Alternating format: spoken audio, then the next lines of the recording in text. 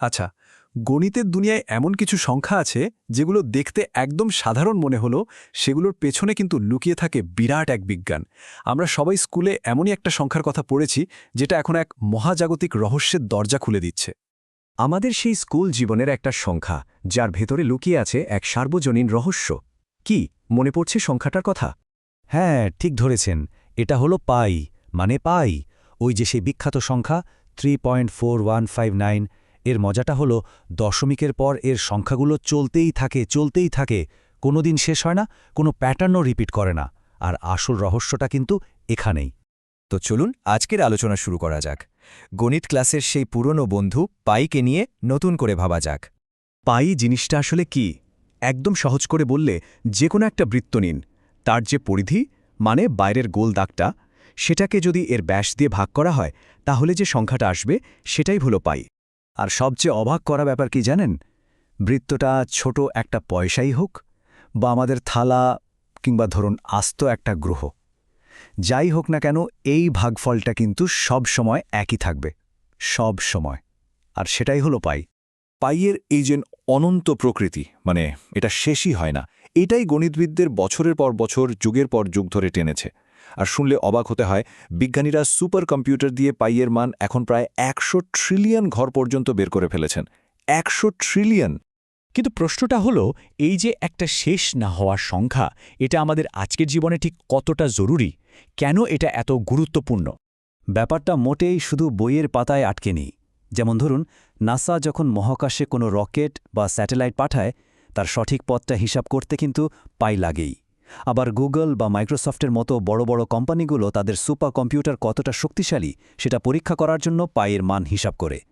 সোজা কথায় বলতে গেলে, ইঞ্জিনিয়ারিং থেকে শুরু করে স্পেস টেকনোলজি, প্রায় সব কিছুর পেছনেই কিন্তু এই সংখ্যাটা আছে। আচ্ছা, এবার একটা পুরনো ধাঁধার গল্প শোনা যাক।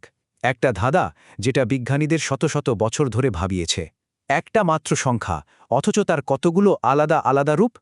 মানে শত শত বছর ধরে গণিতবিদরা পাইয়ের মান বের করার জন্য ডজন ডজন সূত্র তৈরি করেছেন। কোনোটা অনেক পুরনো দিনের, আবার কোনোটা একেবারে আধুনিক কম্পিউটারের জন্য বানানো। কিন্তু আসল ধাঁধাটা ছিল ঠিক এখানেই। এই সব ফর্মুলা দেখতে ছিল একদম আলাদা।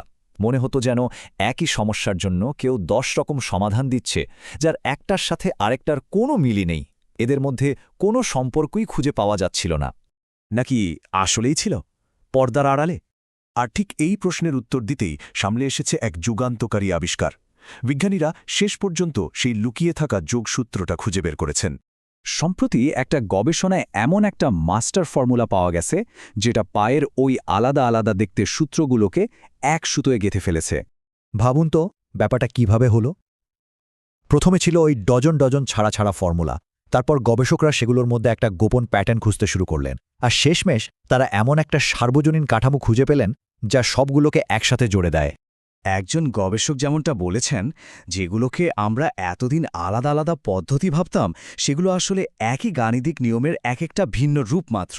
ব্যাপারটা অনেকটা এরকম, ধরুন অনেকগুলো গাছ বাইরে থেকে দেখতে আলাদা, কিন্তু মাটির নিচে গিয়ে দেখা গেল সবগুলোর শিকড় একটাই। কিন্তু এই যে আবিষ্কারটা হলো, এর আসল মানেটা কি? এটা কি শুধু একটা নতুন ফর্মুলা?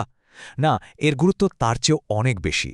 এই আবিষ্কারটা গণিতকে দেখার আমাদের পুরো দৃষ্টিভঙ্গিটাই পাল্টে দিচ্ছে।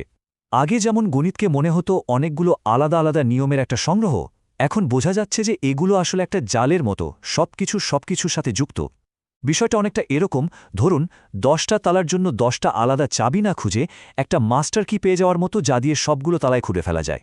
আর ভবিষ্যতের প্রভাব কিন্তু অনেক। প্রথমত, এটা অঙ্ক শেখা আর শেখানো দুটোই অনেক সহজ করে দিতে পারে। গণিতের আরও কত যে লুকানো প্যাটার্ন আছে সেগুলো হয়তো বেরিয়ে আসবে। বড় বড় কঠিন থিওরিগুলো বুঝতে সুবিধা হবে। এমনকি হতে পারে পাই হিসাব করার আরও ভালো কোনো উপায়ও এর থেকে বেরিয়ে এলো।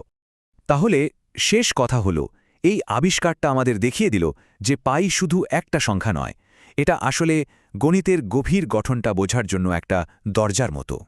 আর এটাই আমাদের একটা বিশাল প্রশ্নের সামনে এনে দাঁড় করায়। ভাবুন তো একবার, যদি পাইয়ের মতো একটা সংখ্যার এতগুলো সূত্র আসলে একটাই হয়, তাহলে এই গোটা মহাবিশ্বে আরও কত যে এমন লুকানো প্যাটার্ন, কত যে অজানা সংযোগ আমাদের আবিষ্কারের অপেক্ষায় বসে আছে।